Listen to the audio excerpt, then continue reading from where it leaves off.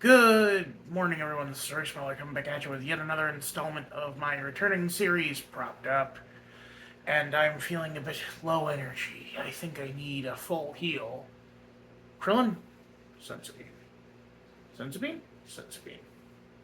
Sensu-bean! Yes, we have, uh, Sensu-beans from Dragon Ball Z. Green apple candies. Now, why is this a propped up and not a film foodie? Well, that's simple. Because this is a prop. This is not actual sensu beans. Like when I shoved a tube of whipped cream into a Twinkie and overfilled it, that was me emulating what Hogarth did in the movie. When I put peanut butter on a burger, that was me emulating what that little brat did in the Twilight Zone movie. These, though, are not sensu beans. Uh, uh, these are green apple candies. So let's try them out.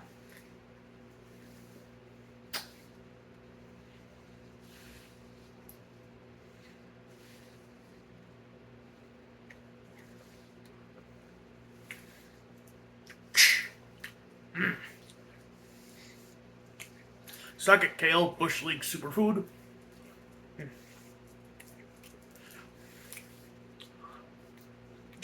So these are basically just like kind of a Smartie type thing. Or you know what they're? They're green apple versions of Rugs.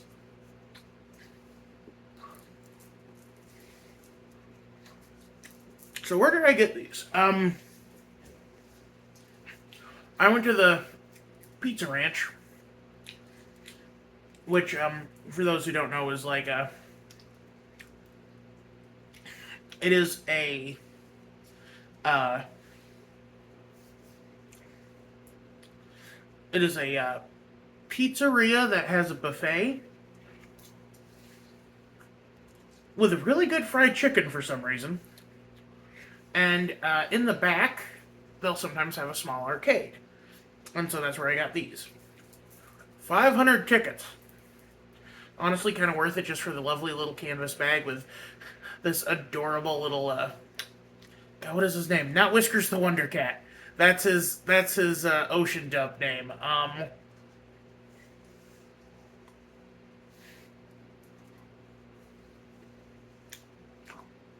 Corin.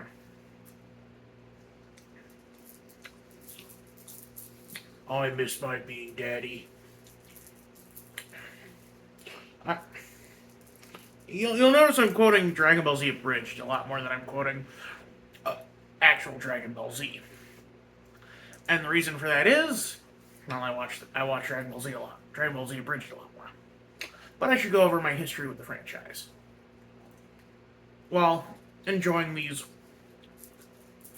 sour apple treats.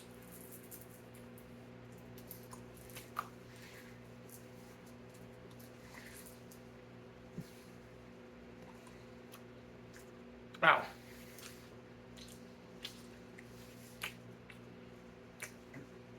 Note yourself. They're basically jawbreakers.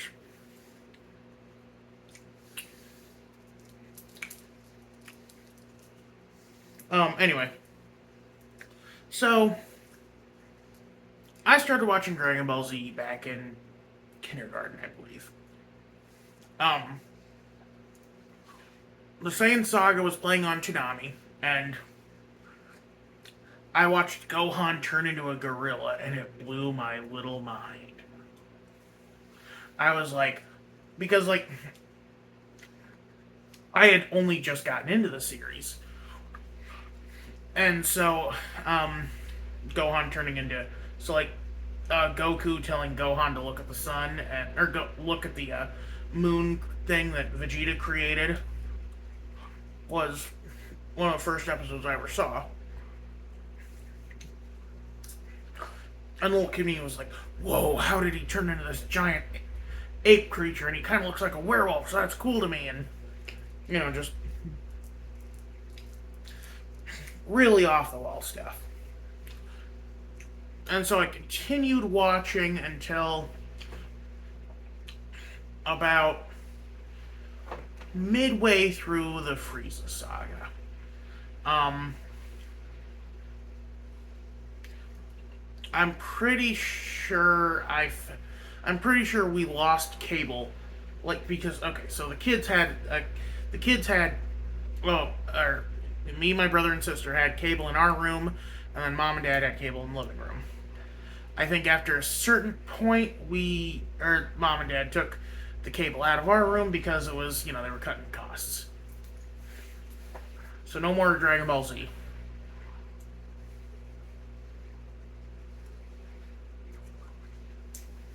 I'm pretty sure that's also why we missed most of the latter half of Indigo League and probably all of Johto.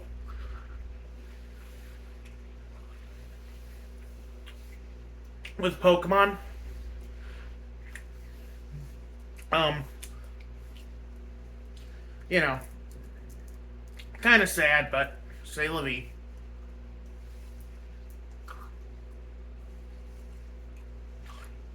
Anyway. And we got cable back in our room a year or two later. And I remember very specifically turning the TV on to Goten and Trunks trying to fuse. Which is just like, I missed Cell. I missed the latter half of the Frieza saga and Cell. Two of the best Dragon Ball villains, and my personal favorite villains, well, especially Cell. I love Cell so much.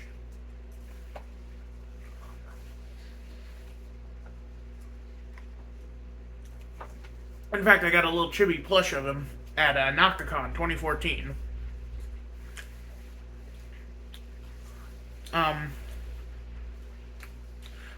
And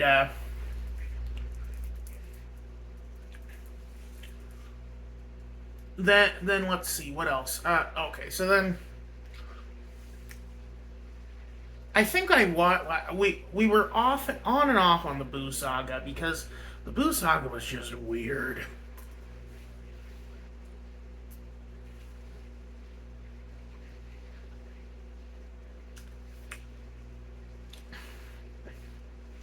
And I've gone on record saying I do not like the Boo saga.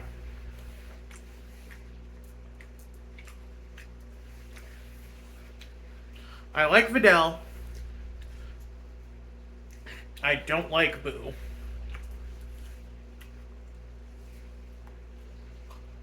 But, sour. Some of these got a little soft just because, like, I'm holding them in my hand and it's heating it up. And somehow it getting warmer and softer makes it more sour. Anyway.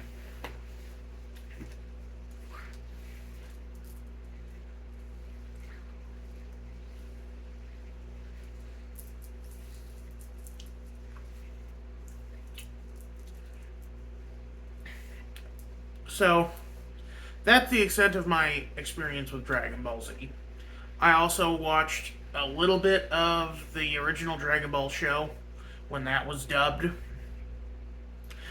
I watched a bit of GT as well, and I saw the Dragon Ball Evolution movie, renting it one weekend from Captain Video. Which, man, ain't that a weird name for a video store. And like, when you have a name like Captain Video, you could have any kind of captain. You could have an army captain, or a sea captain, or a space captain. Captain Video's mascot was a Davy Crockett looking mother effer. And like, the raccoon skin hat, the leather jerkin, a frontiersman. Which, I mean, other than maybe Disney's Davy Crockett specials, I don't really associate that that form of Americana with film. Like, there's so many other things that have been committed to film. Westerns and war films and, science fiction. And, like, you could make an argument that the frontier times were basically the Old West, but no, like, I don't know if I agree with that. Because, like, to me, the difference is, like, the Old West, like, frontiers times to me implies, like, fur trappers. And, back when the Louisiana Purchase was still property of France. That is frontier times to me. Like, Lewis and Clark are frontiers.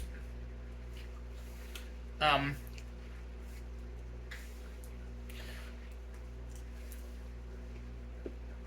uh, Although, I guess Davy Crockett was like, oh, he died in the Alamo, so I don't know when that was. It was like,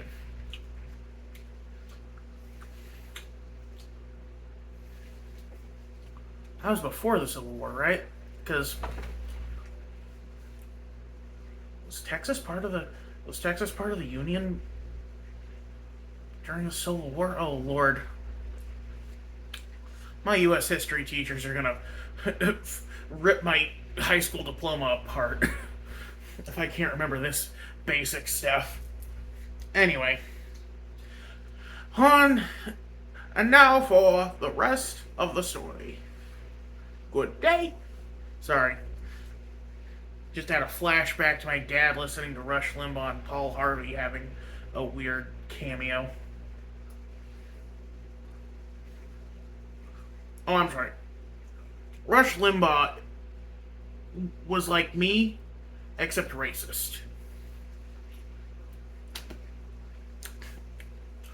That's mean. He's dead. I shouldn't be mean. Then again, if you can't speak ill of the dead, who can you speak ill of? When I'm dead, talk all the shit you want on me. I'll be dead. Why would I care?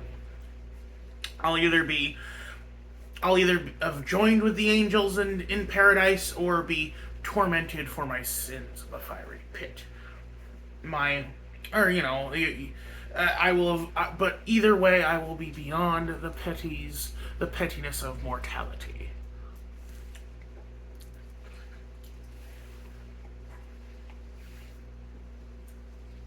Anyway, some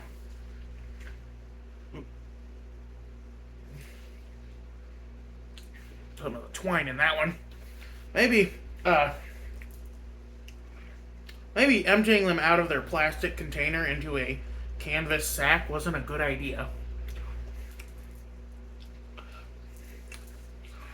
Anyway, so smash cut to 2012.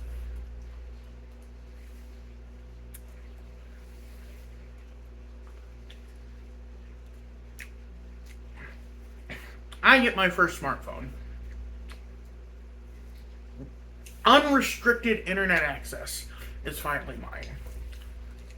Well, the YouTube app was still a little glitchy at the time. And,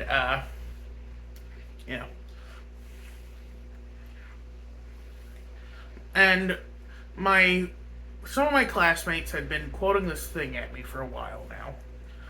They would say, like, na na na na na na na na dende dende, and then I would say, like, I don't know what you're talking about, and then they would be like, see, this is why we need TV, and I was just flummoxed by it. I was like, what in God's name were you talking about?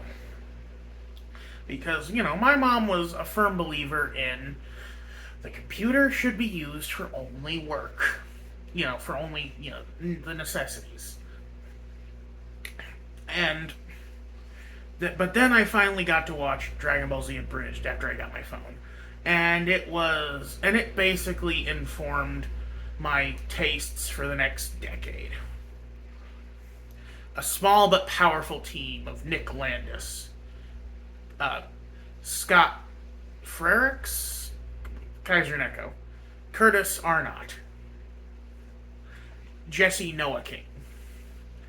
Nowacking? Noah. Or no. Jesse Nowak? Maybe? I don't know. Uh.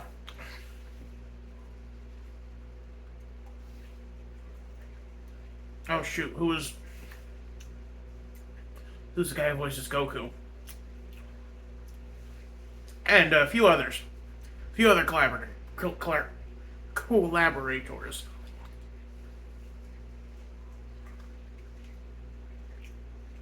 Create a spoof dub of Dragon Ball Z Abridged. Or Dragon Ball Z. And it's amazing. The first season's pretty bad. A lot of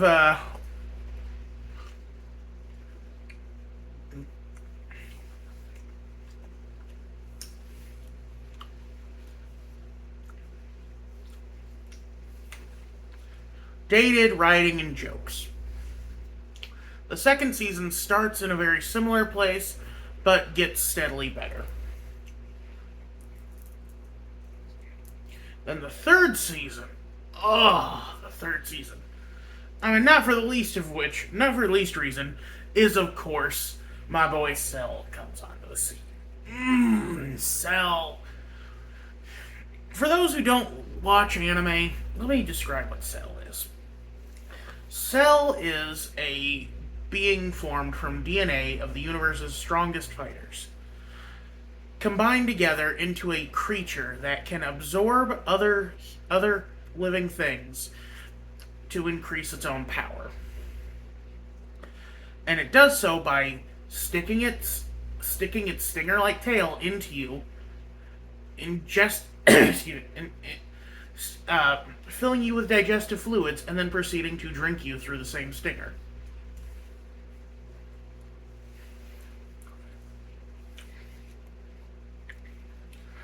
He is insectoid, he is badass, he is cool.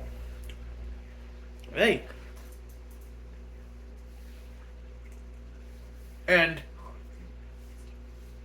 Dragon Ball Z Abridged does him to a T. It's perfect.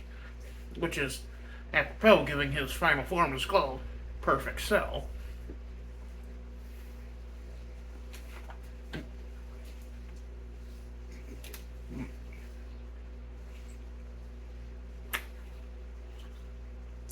Some of them are soft, but some of them are still jawbreaker hard.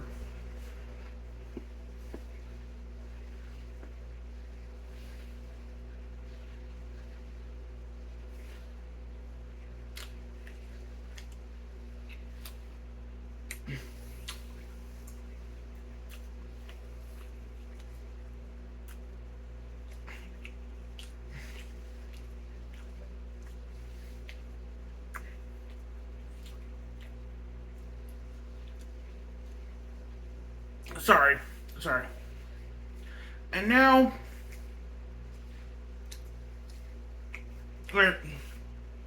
however, sadly, they never did do the Buu Saga. They did what Toriyama couldn't. They stopped at Cell. And, people like to retroactively say that the Cell Saga was rushed and bad. Well, not rushed, but it was, they make Toriyama out to be a victim, that there were way too many mandates by the editors being like, really, this is your villain? Really, this is your villain? Really, this is the villain's final form? Basically, people like to say that, Toriyama originally just wanted to do Dr. Gero and Android 19. But honestly, I think that the Cell Saga is the stronger for having Cell and 18 and 17. I don't know. Maybe you do see the flaws that I don't, but I, for one, welcome our insect overlord. Anyway, that's going to be it for me today. Y'all have a good one. This is Royce Miller. I'm outie.